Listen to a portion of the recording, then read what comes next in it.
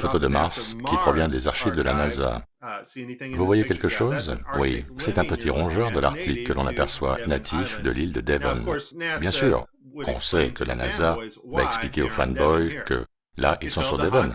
Ça s'appelle le Houghton Mars Project, ouais, qui justifie la présence de la NASA sur l'île de Devon, ainsi que celle d'un rongeur de l'Arctique sur leur photo de Mars.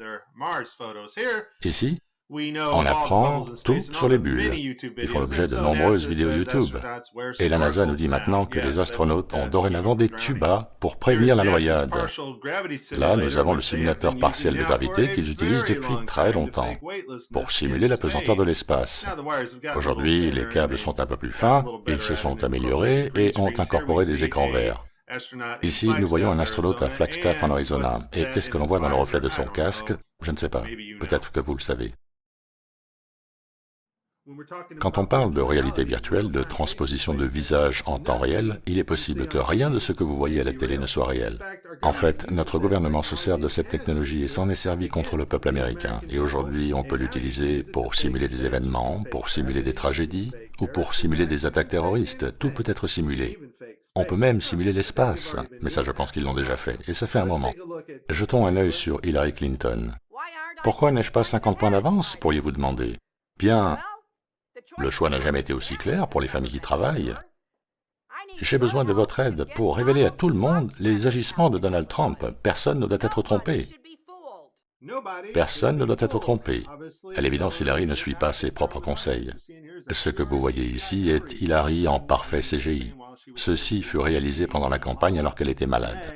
On peut voir ici le cadre du modèle animé inséré dans le col de sa veste. Il y a également quelques fondus de plans subtils dans tout ceci.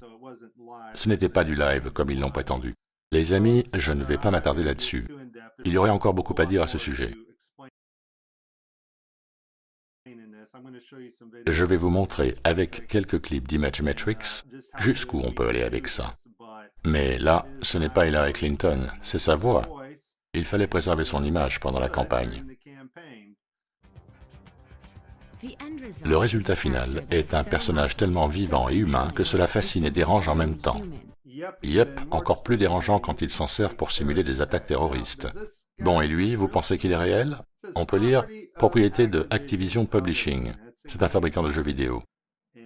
Cela date de 2013. Regardez ça. Assez surprenant. Ça a déjà plusieurs années, mais voilà où on en est. On peut le faire en live aujourd'hui. Vous voyez ici Emily, et cette technologie dans cette vidéo date d'il y a 9 ans. En fait, on fait beaucoup mieux maintenant. Mais ce que vous voyez, c'est la reproduction digitale d'une personne et sa transposition à l'écran. Assez incroyable quand on voit le résultat final. Nous sommes spécialisés dans l'animation faciale de haute qualité pour les jeux vidéo et les films. Bien, l'acteur est pris en vidéo. Celle-ci est alors analysée par notre programme qui se sert de sa performance pour en reproduire les expressions faciales. Et le client s'en retourne avec un trucage animé sous le bras. Bien, je pense qu'ils ont encore un long chemin à faire. J'ai connu mieux. Ça craint.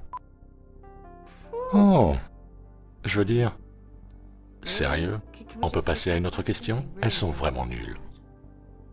Pas bonnes. Terrible. En fait, ouais.